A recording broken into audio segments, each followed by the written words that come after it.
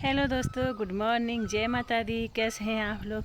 मैं भी बहुत अच्छी हूँ। आशा करती हूँ आप लोग भी स्वस्थ होंगे, मस्त होंगे और अपनी लाइफ में व्यस्त होंगे।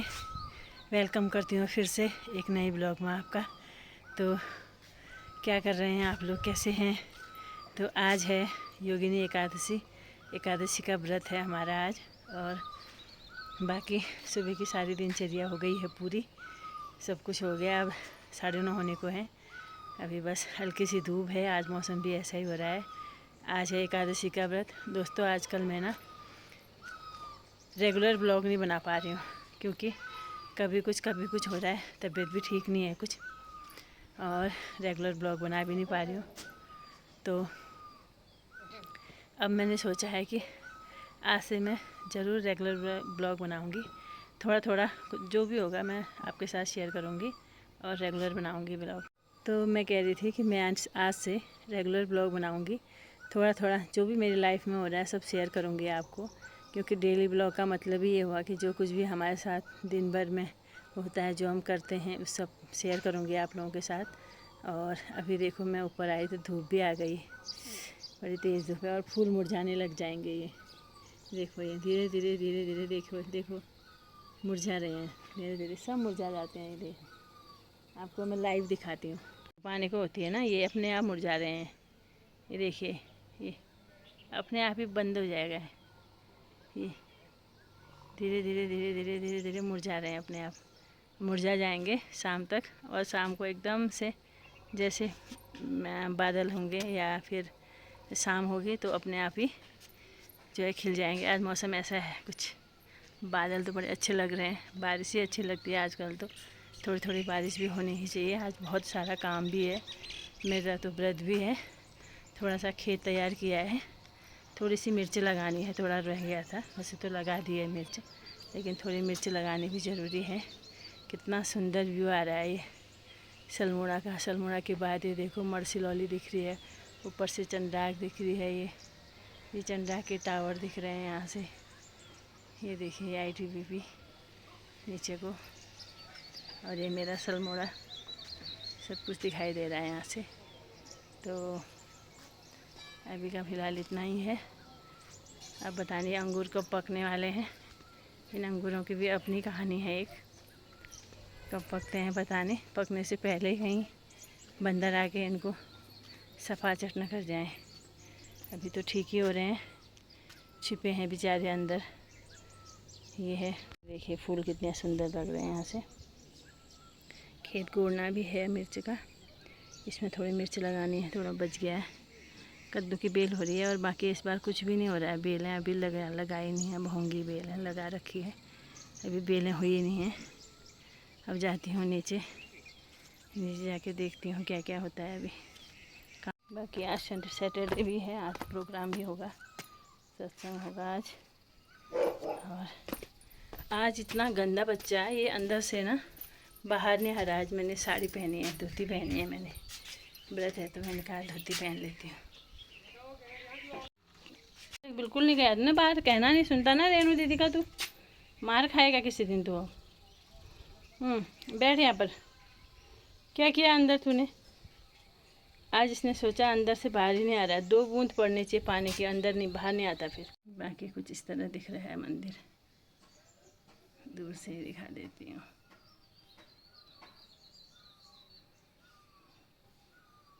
चटक धूप आएगी, जब आएगी तो चटक आएगी धूप, नहीं तो बस ऐसे रहेगा मौसम।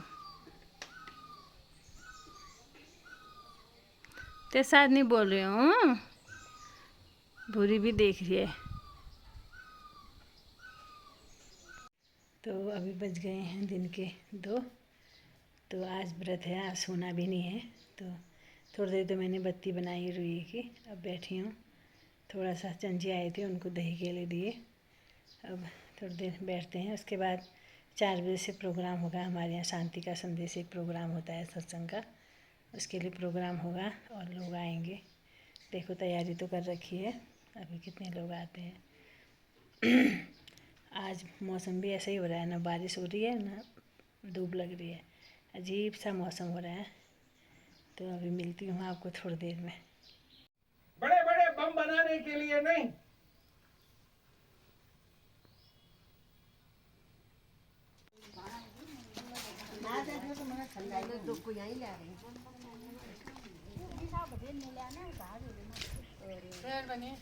तुम्हारा जहन भी जे वीडियो बनो मेरे वहाँ।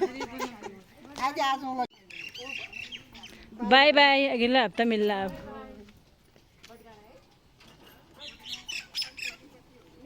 लग रही है प्रोग्राम ख़त्म हो गया है। अब थोड़ी सी चाय बनाती हूँ, चाय पीते हैं, वैसे तो पी दी चाय, थोड़ी सी और बनाती हूँ। कम लोग आते हैं लेकिन बहुत आनंद आता है, अच्छा लगता है।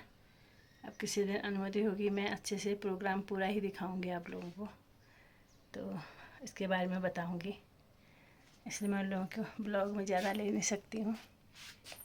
चलिए अब चलते हैं अंदर। अंधेर नगरी चौपट राजा हो रखा है। अच्छा, चाय बनाती हूँ, थोड़ी सी चाय बना रखी थी। डुग्गू भी काम कर रहा है। डुग्गू नीचे आ।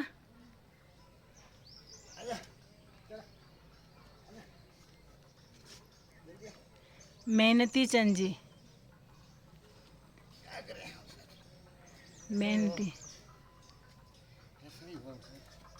सब हमारे चंजी की मेहनत का फल है भाई, जो हम इतने फूल देख रहे हैं। हाँ, हम इतने फूल दे, अभी भी लगे हैं वो। मैं तो इस भूड़ में जाऊं ही नहीं सांप की डर से, लेकिन वो लगे हैं।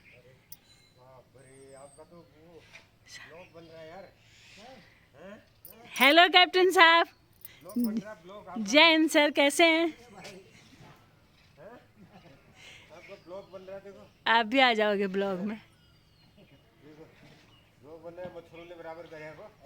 डुगू बात सुन, फिर मैंने तेरा वीडियो डाला था ना, सुन तो, उसमें ना, सुन तो, बात तो सुन, एक बात बोलने तेरे, एक बात बोलने। मैंने तेरा वीडियो डाला था ना, 1.3 के आ गए उसमें। पता तेरे को? पता है तेरे को? तेरे को कुछ पता है तेरे को? थैंक यू बोल दे, ऑडियंस को थैंक यू बोल दे। बहुत ज़्यादा बिल्कुल मुँह नहीं लगाता है। चल जाते हैं घूमने, चल। टाइगर आ गया, टाइगर। तो दोस्तों, मेरी पूजा पाठ हो गई है शाम की, 7:30 होने को है, लेकिन उजाला ही है आजकल। 7:30 बजे भी इतना अंधेरा नहीं होता है, थोड़ा थोड़ा अंधेरा होने लग गया है।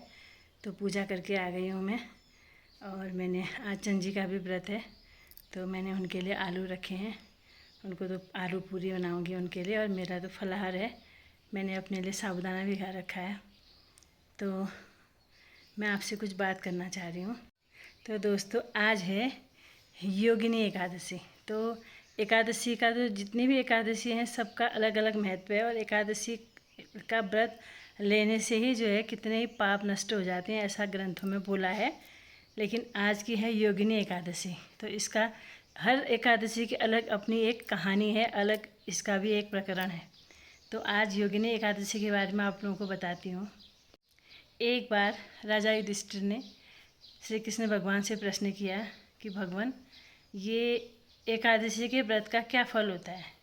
तो भगवान ने बोला कि आप कितने भी अच्छे काम कर लो, बुरे काम कर लो, इस संसार में कुछ भी कर लो, कोई भी व्रत कर लो, तो वो क्या होता है, जगत के दूसरों के कल्याण के लिए होता है। तो हम व्रत लेते हैं, हम कहते हैं कि हमारे चलाने की नौकरी मिल जाओ, हमको ऐसा हो जाए, हमको ऐसा। लेकिन जो एकादशी का व्रत है, ये व्रत है अपने लिए, स्वयं के लिए, ये आत्मा का परमात्मा के लिए व्रत है। ये मैं अपने मुंह से बोल रही हूँ, अगर कुछ इसमें त्रुटि हो तो माफ़ कर दीजिएगा, और जिसको भी ज्ञान हो बता दीजिएगा। तो ये व्रत बहुत महत्वपूर्ण है। तो श्री कृष्ण भगवान ने कहा इस व्रत का बहुत बड़ा महत्व है, क्योंकि एकादशी का व्रत लेने से अनेक, कहते हैं अनेक तीर्थों में का जो फल मिलता है, और अनेक जगह दान पुण्य का जो फल मिलता है, वो एक एकादशी के व्रत से मिलता है। एकादशी का व्रत अपने लिए होता है, स्वयं के लिए होता है। तो बोलते हैं कि एक बार जो है राजा कुबेर तो जो है भगवानों के जो है कोषाध्यक्ष होते हैं। कुबेर तो बहुत बड़े, उनके पास क्या नहीं होता है, कुबेर ही कहते हैं, नाम ही कहते हैं कुबेर। तो कुबेर जो है वो शिव जी के बहुत बड़े भक्त थे। तो वो सुबह पूजा करते थे।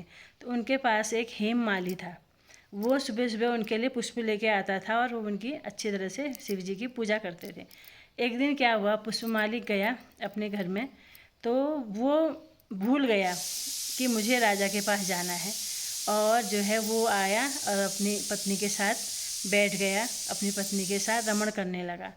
तो अब वहाँ के राजा कुबेर को बहुत क्रोध आया कि इतनी देर तक माली कहाँ गया आखिर, और क्यों नहीं आया। आज मेरी पूजा का समय निकल गया, उनकी पूजा का समय निकल गया, क्योंकि जब अपराह्न हो जाता है 12 बजे के बाद फिर पूजा नहीं होती है, ऐसा बोलते हैं।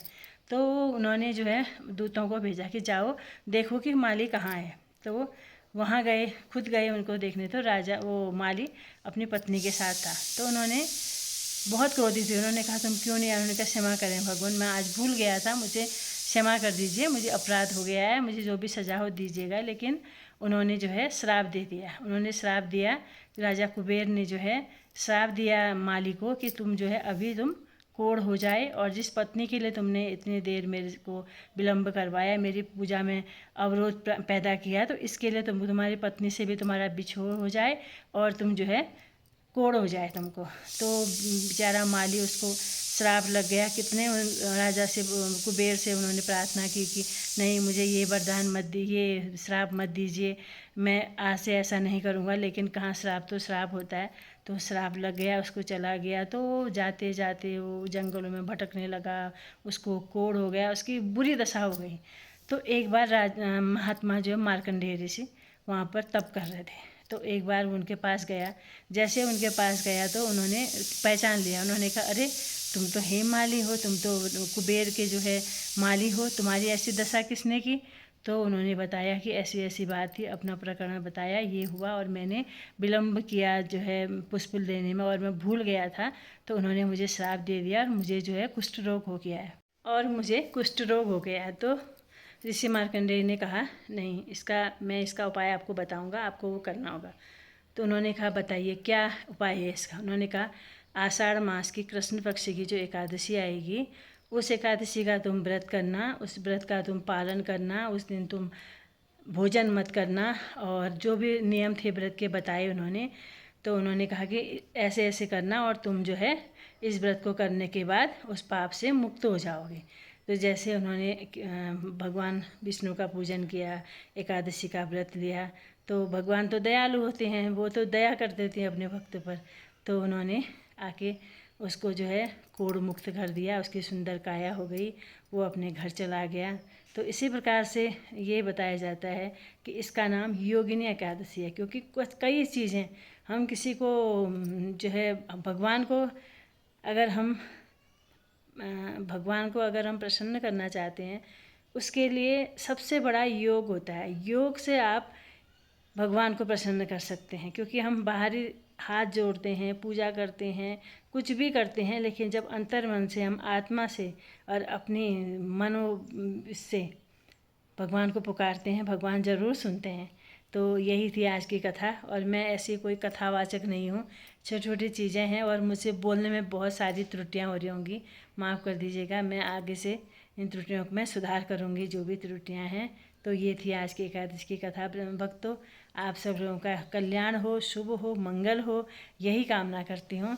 तो जय श्री राधे कृष्णा। तो दोस्तों, मेरे मन में आ रहा है कि मैं एक भजन सुनाऊँ आप लोगों को, क्योंकि आज विष्णु भगवान का दिन है। वो तो दीनानाथ दीन बंधु हैं, दीनों की पुकार बहुत जल्दी सुनते हैं। तो एक छोटा सा भजन गा रही हूँ मैं, 4 लाइन का, 4 लाइन से ज़्यादा भी हो सकती हैं। तो एक भजन है, सुनिए। दीनानाथ दीन बंधु तूने नाम धराया कैसे, दीनानाथ दीन बंधु तूने नाम धराया कैसे, राणा ने जहर दिया मीरा ने पिया था, जहर के प्याले को प्रभु, जहर के प्याले को तुमने अमृत बनाया कैसे, जहर के प्याले को तुमने अमृत बनाया कैसे, दीनानाथ दीन बंधु तूने नाम धराया कैसे, द्रौपदी की चीर हरी